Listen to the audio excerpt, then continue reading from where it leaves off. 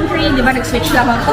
For this episode, I want you to meet the beautiful beauty from Phuket, from the UK, Miss Christina Chop. Hi, Miss Christina Chop. Hello. How are you? Fine, how are you? Just excited to be here, quite frankly. After all of this time, it's finally a great chance to meet. Alright, so Christina, I've been really wanting to talk to you because like I mentioned earlier when we met, you were one of the girls for Miss Universe Philippines 2024 that I became a little more familiar with a little early on than everyone else. Which is quite a surprise for me, considering I was all the way over in the UK and in Europe. Oh, we know, we can snoop things around. I know, you're a very good snooper. Researcher, some may say. Snooper. Alright. So how did you get into pageantry? I know you have a bit of a background, but we'll get to that. But how did you get into pageantry? Because we know pageantry is same, but not quite. It's a little different, of course, from entertainment, from being an actress or a singer. Pageantry, tell us. Well, essentially, my family are from Pangasinan, and one of my cousins in the barrio, her name is Kiki de la Cruz, and when I was growing up, she was my idol. So every time I came home to the province, I would just look at all of her photographs and her videos, and she would always be practicing in heels. And when she came home from school, I'd be like, oh, practice. And I just looked up at her and I just thought, I just want to be like you seem so confident, know what you want. And she just shone bright, and I wanted to do the same. It's so nice that you opened this one up kasi personally nakaka-relate ako. When I was a kid, we would spend summers in Laguna, not my province, but I remember there were cousins from the other side of the family who weren't related. May mga dalaga doon. Like, I was really young. Some of the girls were 14. They were competing in the local pageants, and I particularly remember looking up to them because they were so prettied up, and they were allowed to get their nails long because in the Catholic schools, you're supposed to cut them.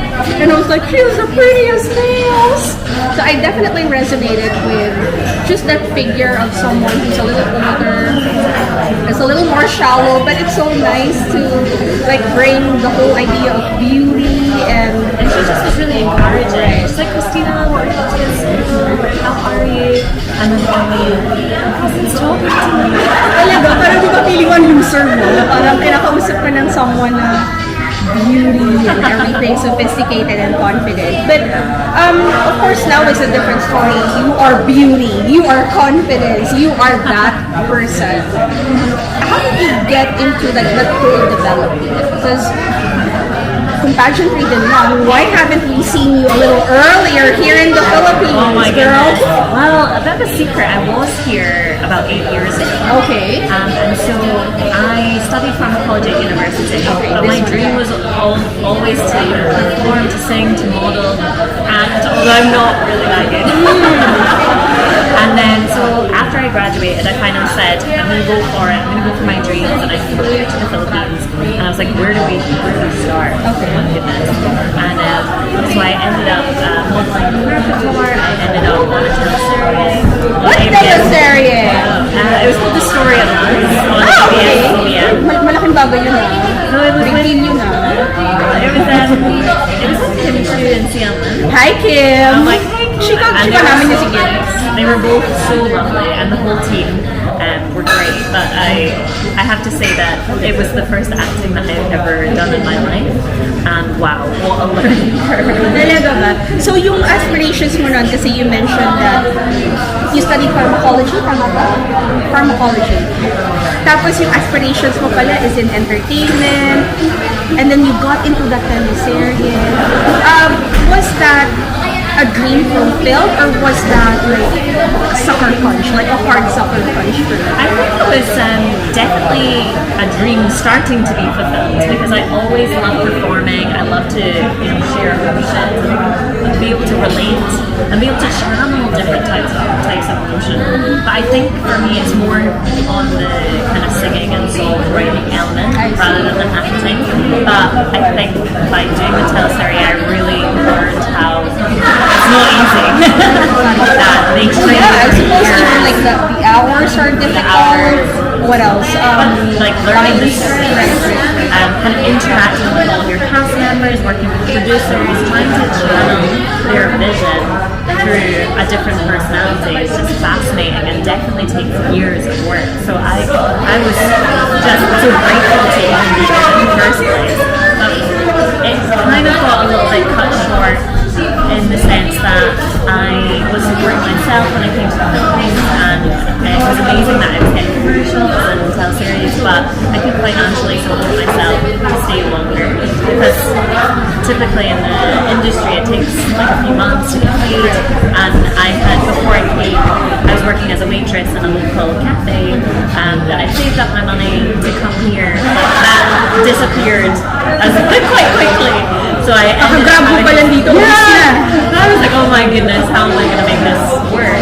And unfortunately, I just couldn't make it work at that time. So it's quite a nice moment now that I'm able to support myself, I'm able to come back full guns blazing and just not have to worry about that aspect and be able to compete in a sense that I'm enough as I am and able to kind of move forward with like a confident spirit. Alam mo, that's so true. Like, of course, like back in the day when we had the age limit, you only have a limited time to really go for it. So now we're seeing like more and more girls. Like at first, I wasn't cooking on the age because I'm very old school. Like my generation in really looking into pageant is from that generation that's more defined. So now like they're breaking barriers. It's also a little difficult for me to accept that, but I've been speaking to a lot of girls from different backgrounds, challenging me to eat what you're saying. I grew up in a household where my mom's Filipino, my dad's Scottish, but my Scottish. Where? Because like, okay, so I'm a history buff, I'm a geography buff. You're a buff of everything. I'm a buff of everything apparently, but I'm really into that. I mean, no, but well, you're I have books. But I have Let's book that right now. Exactly. So where in Scotland? So I'm from Dunblane. Dunblane. So it's a small town in Central. You know, my mum actually did a really good job of trying to like make sure we had a Filipino and Scottish background. So like every Sunday, every weekend, we would catch up with our Filipino friends. We were far too far from any of our families, like many other families. You know, they send they go away to like the US or Italy or the Middle East.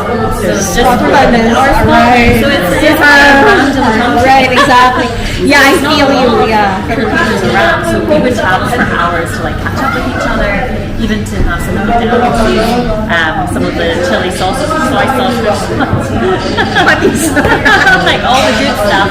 We had to travel for it, but it made a big difference because my mom sacrificed a lot for us to even grow up in the UK, and for her to be so far away from her family, it meant that she created a family for us there. It doesn't take away from the family we have here, but I was just so happy that she had really close friends. And so then I became really good friends with other Filipino families in the country rather than city. Gosh. In that small town of yours, may mga Filipino families? I think we were one of them. Yeah. So we would, you know, the closest would be maybe 1 hour away. But everyone made a really big effort to see each other because it was a home away from home. And then that's what we, of course, did karaoke, kare-kare, sinigang. What's your favorite Filipino food? I think when I'm not feeling loud, it's arroz caldo. Do you know how to cook arroz caldo? I try, but my mom is so much better. But what about like cooking in general? Like, I love it. Well, I'm really lucky that my dad's a chef. oh, your dad is a chef. My dad's a chef. Oh, So Mark, he's really you good. don't have to cook, girl. You just have to be there and I eat. just have to go home. True. Moving away from home was the worst decision of my life. I'm so hungry all the time. Pinagpalit mo yun sa century food. Oh my goodness, right? But my mom's obviously a good cook. But when we had parties and we invite our friends that are out with the Filipino community, it would always be the Filipino foods that went first. Like the pancit, the lumpia, like all of her food was eaten. And my dad would be like, what's wrong with mine today? I'm sorry, it's just not up to par. It's just not. It's not good enough. It's not disgusting. Exactly. Okay. What is your most Filipino trait? I think my aspect of being welcoming. I think that sense of like Yeah, I felt that connection with earlier. other Like, people. because earlier we didn't have like a warm up with each other. We didn't really even talk on DMs. Just today, just to check. Hi, is there Are a you reservation? alive? Are you there? Adjustment coming back to the Philippines because you mentioned that you live in Singapore and then you're currently living in Switzerland. Grabe naman, girl. But the very idea of the adjustment. Have you always been like a travel girl, or I think it's actually, my mom that really opened up my eyes, and also my dad because both of them worked in the Middle East, and so the fact that they took the leap, not just, to a bigger city, it was to another region, other traditions, other cultures, kind of opened my eyes to it as well. And it's like, okay, if there's an opportunity, why not? And then once I get there, I think, oh, what now? now? So it forces you to just go with it. Wing it. Yeah, you have to, because with my work as well, so I sell real estate at auction. I have to go away for 5-6 weeks at a time. I basically am helicoptered in. I have to reach out to agents. I have to figure out like the landscape of the real estate in that particular country, and then I have to sell in 6 Glamorous. weeks. Isn't that glamorous? It's fun, and it seems quite glamorous, and it is a bit glamorous.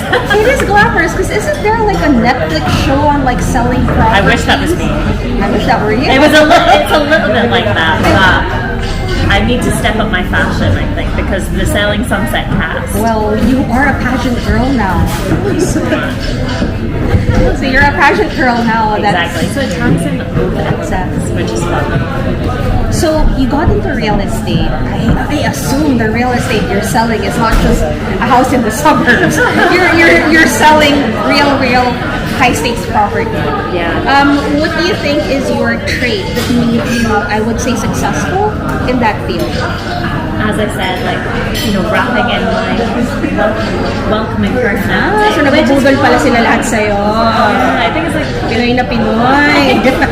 it's always always welcoming and offering something to eat and getting to know the person that's coming through the door, because ultimately sales, as they say, is getting to know people. It's like a transaction between people, and it just makes life easier. You work as a waitress. And you know what? This is so refreshing because in pageantry, hindi maiiwasan when people ask about credentials, and it kind of ups your idea kapag lahat na sinasabi nila, oh, I work for this, like this, like this. Not a lot of people will go out there and say, I work as a waitress or I'm working as a waitress. Does it bring you pride in that amazing representation for the service industry? I learned so much being part of the service industry. It is insane the hard work that goes in every single day. Like some people think, oh, it's not hard.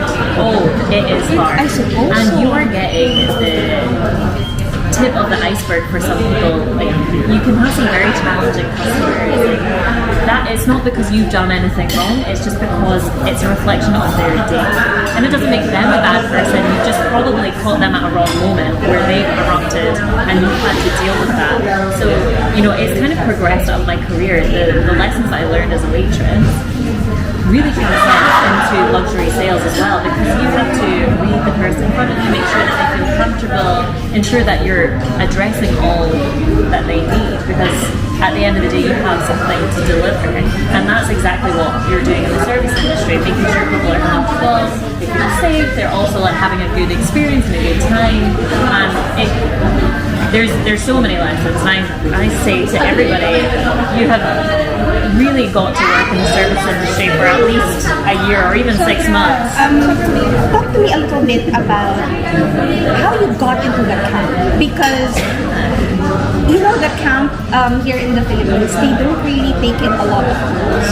So for them to To be honest, I was really quite surprised. Before I arrived, to be honest, I was very surprised about the whole Miss Universe Philippines experience because it's the first time they've ever allowed Filipino communities to be. Right. So at first I was like, is this real? Am I dreaming? Is my dream coming true? And yes, it was real. it was really real. And so at first I kind of panicked because I was like, wow, I know that all of the competitors are very well prepared. They are, training for years before they decide to take on the Miss Universe Philippines stage. And, I had quite a few months to prepare, but I was like, where do I start? I'm in Switzerland, I'm in the UK. We don't have necessarily trainers here. So what do I do? So I started doing my research. I actually, before training with Kuya Kaloy. Oh, hi Kuya Kaloy! I miss you. Hi Kuya Kaloy! Hi Kuya Kaloy! Naglalam namin yung Kuya Kaloy. Just wow. We worked together when I was here in 2016 along with Kat, and it was just such a nice dynamic. And I learned a lot, but so much has changed from there. And so I built a team. I was as an independent. But when I arrived, actually, I think it was the video when I'm arriving at the airport. Because I tried to keep it quite low key that I was competing because I just wanted to prepare, see how things are going, like what I needed to do, learn more about the competition. And then all of a sudden I arrived and it was like, wow, you're competing in Miss Universe Philippines. It's really happening now. I don't think you believe it's happening until you're there. And it hit me. I was like, wow, what an honor to be here. But also, wow, what am I doing? So you're actually quite lucky kasi di ba you trained with Christina for a brief period. And she's an incredible So you have naman an idea on how big pala this whole situation is. Yeah, I've been following Filipino pageantry for a long time. That's actually the biggest reason why I took part in pageantry because of my inspiration for my roots. Like I would not be so passionate about competing when I was in the UK if I didn't have people like Catriona or Pia being like the spearhead of the pageant world. For me, anyway, these are my idols, and that's kind of what I wanted to bring into like connecting with like culture, because in Scotland it can be difficult because you're not always surrounded by your family or your Filipino friends because we're all so spread out. But when I went abroad, and when I was living in Singapore, when I was living in London, it was always my Filipino community that wrapped their arms around me. So you kind of found like family. Yeah, and I always felt at home when I was with my Filipino family, although the language was a challenge for me. But it's actually been in the last few years that I realized it doesn't, you can start to learn, but there is a barrier at first. You become scared. You're like, oh my gosh, there's such a big gap to being fluent. But it's taking the first step. So I've taken a lot of lessons. And have you heard of like Duolingo? Yes, I have. Yes, so you can learn French or Spanish, but there's like versions of that for Tagalog also. So I started downloading these. And then I was a little bit shy at first when we had the press con. I was speaking Tagalog. I understood a few words, but not a lot. But I didn't speak anything. But now, because I know the girls have come out of my shell a little bit, I've been saying, kailangan ko. Talk to us about your social causes. Do you have like any charities or anything that you want to discuss and want to let people know? Absolutely. I mean, I don't know if a lot of people know when I entered the working world. It's challenging. You have a lot of pressure from family, or you want to make them proud. They sacrifice a lot for you. And so I moved to London and I got myself a real job. Real job. So yung ganyan. Kasi mga racket, tapos may real job. Okay. I got myself a real job and I just put my whole life and soul into it. And I was like, I need to be the best. I need to make maraming pera. Kasi nga, competitive ka nga, di ba? Exactly. I was like, I have to prove to myself that I'm smart enough, I can handle, the pressure and do, I always strive to be the best version and also be the best at my job, right? Because what's the point in doing something if you're not going to try and do it? I was saying that when I got this real job in London, I was trying so hard, I was trying to make my parents proud, but I actually, in the process of trying to be society's version of perfect, I really lost myself. Like I put so much crippling pressure on trying to be the best doctor, very successful, trying to project an image online that I'm really happy and enjoying this new working world, that I became really depressed. And I didn't realize that actually you're not meant to cry every single day. Yeah, and so like I wasn't, so I didn't think it was depression, because when some people say, oh, depression, it's really heavy. You know, so to have that as like stated to you on your diagnosis, it hits you so hard. Pag medical na. Yeah, so it was actually my workplace, because in my first few months I was doing really well, I was like really friendly, and I was bringing in some of the top sales, but I was working myself to the bone. I didn't have any friends, I didn't have a partner, like I didn't have any family. Pero may partner na. Yeah! Kaya iba na, kaya masaya na siya kayo. Yun lang naman yun. Okay, and then? And so like I didn't have a support system, so I really was like this standalone person that was like throwing myself at work because I didn't do any hobbies that I enjoyed. Hindi rin maganda because it's not balanced. No, really not balanced. And so I like fell into depression. I didn't speak to my family because I was too scared to tell them, you know, I wasn't doing well and I didn't want to disappoint them. Did you feel like parang it was a failure on your part? I felt like I was a failure, you know, and I think we put so much pressure on kids to decide what they want to do, like who they want to be at such a young age, that really, you know, we should try so many routes, and it's not a failure if it doesn't work out, it's just like a redirection. I know that sounds really cheesy. Pero ano kasi in pageantry, parang we're so used to the idea of redirection. There have been so many girls that we felt that parang wasted beauties, and then now they're back, stronger than ever. Absolutely, and once you go away, you learn something else about yourself. But you know, you still have a spark of joy. Like I would still like to be Miss Universe Philippines or Miss Universe, right? Because I still think I can make a difference. Like I can actually support other people that have been in a similar position to me, and that they put so much pressure that they've ended up falling into a diagnosis of anxiety and depression, but found a light at the end of the tunnel. For me, I did go down the medical route, and there is no shame in that. If you need medical help, please go for it, because I needed that to be able to get to a place where I could make some good decisions for me. Because ultimately, I wasn't surrounded by a family that could help me lift me.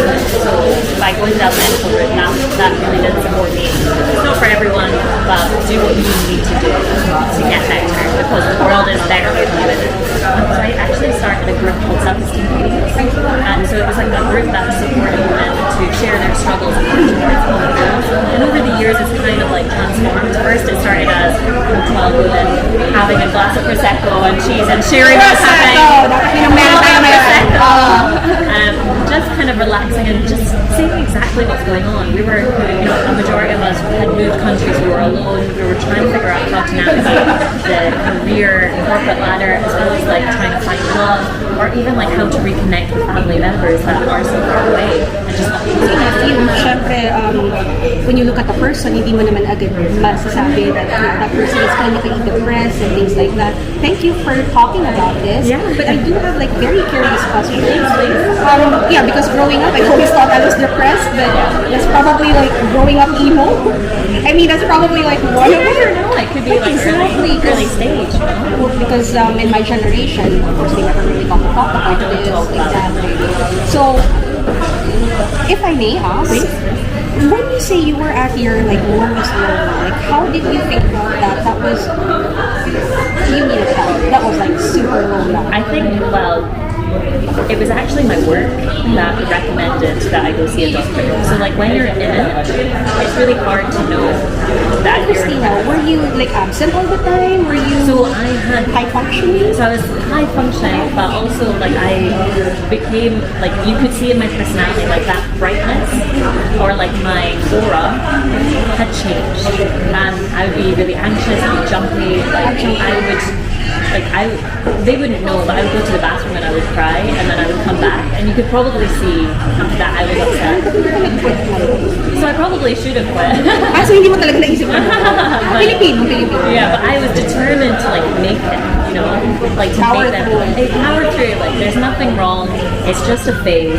Like, and I also felt like this is what working's meant to be like. You know, you're meant to work hard. You're not meant to see anything. And there's a balance. I just don't Kudos din to your workplace. yeah, so they recognized that I wasn't cheating, like I wasn't putting makeup on, I wasn't. So it wasn't just the Marites making chismis, so she isn't eating, she was crying all the time. Talagang may purpose din talaga. But I would never cry in front of anyone because like you know that I'm not cry. You know, we'd never show it. Nakuhin lang ako, wait lang. Naluha lang ako sa atin. I would try and like hide it, but I think you could see it in my physical appearance and like the energy that I brought in the first couple of months was no longer there. Although I was still doing my job, they had to pull me aside and be like, "We're worried about you," and so I realized when they were like, "We think you should talk to somebody," and they knew I was on my own.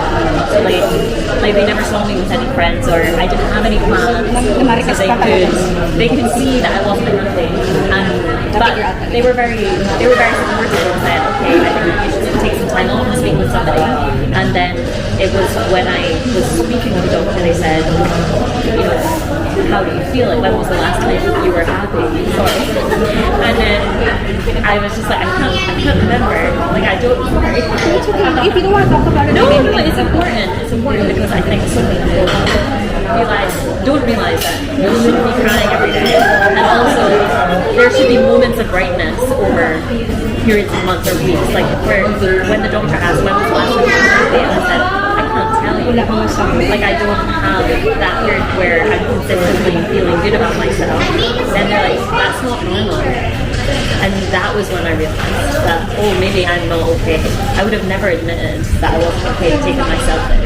Christina, when your job opened this year, were you accepting at first? I'm just curious. Sorry guys, I need to pageantry. Curious lang talaga. Because it's such a taboo, right? Like Na-offend ka ba? I think I was just so physically exhausted. So parang kahit ano na lang, I just like everything na lang. Like sometimes when you are in depression, you don't have that many emotions. Like you're almost like in this weird zone where you're not happy but you're not sad, you're a bit numb. And so when they said this, I was just like, oh, if that's what you think I should do, then okay. Because I didn't know what was normal and what wasn't normal, but they could have seen that I was progressively getting better, or like not happy or bubbly like I usually am. And I wasn't speaking to my family either because I didn't want to admit that I was struggling, because I wanted to show them that I'm happy, I can support the family, like I'm fine, everything's fine. And things were and I can totally understand where you say like, oh, were you offended? I just didn't have the emotional capacity to be offended because I'm so numb. The reason why I'm spending like more time in this and then like asking this because my channel was initially established for like analysis on pageants and then like countdowns and then like history, a little bit of beauty here and there, trivia, all that. And then every Sunday we got into a habit of like doing live Q&A session every Sunday. And then at first I didn't want to like really go into it because there were a number of fans who would throw in like money for super chat. So sometimes they would like send in money, and I wasn't comfortable with it at first because people could see like the amount of money like people would pour in just so they could listen to it. And it took me quite a bit of time to like really process that because I liked what I was doing. Of course, who wouldn't want to earn from it? But it was just so obvious to everyone. Yeah, and I was always really very discreet when it comes to money. So now I've made peace with it. And the reason is every Sunday, it has become an every Sunday habit. But that's a job. You have a career for it. Not really, but see, the thing why we got into this is because one of the major pageant girls from the US, Chesley Chris, if you're familiar with her, she was high functioning. She had an amazing career in everything. And then From the outside. Exactly. And then you know what happened to her, and that really shook us in the pageantry community that we sort of needed someone detached from like the real life, someone to like talk to like anonymously, so they would send me questions. So it became what it is right now. And it was really rooted in the idea of looking for someone with like the same, not necessarily seeing each other, Yeah. but at least someone who would understand, someone who would randomly like check on you. In fact, while you girls were like preparing, going to the toilet, one of my followers from the Netherlands, they got together, like 3 of them, 4 of them, they got together. So it's so nice that I may not be attached, but you kind of create like groups for them. You're connecting people through passion and through a common subject, and that's what's beautiful. We're communities spread all the way through the world, and I think what's beautiful about the internet is that maybe in your town there's not somebody that shares the same passion, say for pageantry, but when you go online, you can find all sorts of communities and all sorts of pageants or like Similar interests. True. When we go into Philippine pageantry nowadays, it's no longer like we're high up there because we're great at styling, we're great with our wardrobe, we're great with just the beautiful mixed features and our jeans, what mama and papa gave us. But yeah, I suppose there is a higher purpose, and that's why you girls are there. Like, ikaw mismo, you experience this, now you're talking about this, you're even a guest at my channel, teary-eyed and, talking about everything. But if this gives you strength, Christina, how are we going to fight it at Miss Universe Philippines this year? Now might be your best chance to convince everyone well, to fight with you. to fight with me. Well, I just think the fact that I'm so open, we're able to be there for each other. And I really, like for instance, through the Self-Esteem Queens group, I want to encourage others to be able to open up and share their stories. And then we can actually just move forward. Like I'm going to be like working on some kind of like the workshops that I did through my years doing it. I'm kind of going to make that available. But people, it used to just be for young women taking part and we can meet together. It's quite challenging to have everybody in the same place. So what I'm going to do is make like downloadable sheets that people can use for like reflections, and that'll be their first step in moving forward into a more positive future, because that's the first step, is recognizing what is going on in your life, doing an audit, and then being able to harness that to push you forward. And I don't want, mental health issues to be a taboo. Like, we can talk about it. I want people to feel safe and to feel heard. And if people want to send me messages, please do, because I really am wanting to support. Magre-reply naman daw si Christina. Kala ko di magre-reply sa akin, magre-reply naman daw siya. No, but I'm just so grateful for everybody that supported me so far. Like, I would have never been here without like my friends and family, but those from that community that I created, because we have so many strengths within each other, but sometimes we don't recognize that in ourselves. So we can pull the light from each other and bring it out. We're going to just burn so much brighter. So I like that you're here, you're representing something that's solid, and you're not afraid to talk about it. I really wish you luck, Christina. Honestly, out of all the girls representing the Filipino communities, we were locked into you because for the Filipino communities, it's really tough unless you're a big star. And yeah. So maybe I could say that you're like a leader in this little group. Or I suppose because you have like more recognition than the others, but whatever it is, I really hope that you keep your light and have fun. And if you want people to like be more open with you, then we're glad that you're open with us as well, with your stories. Absolutely. Because the thing is, what I realized was so beautiful about the group is that when somebody opened about their story, we realized that actually we've been through that too, but we were just too scared to talk about it because we thought, maybe my problems aren't as big as somebody else's. Actually, everybody's problems are relative.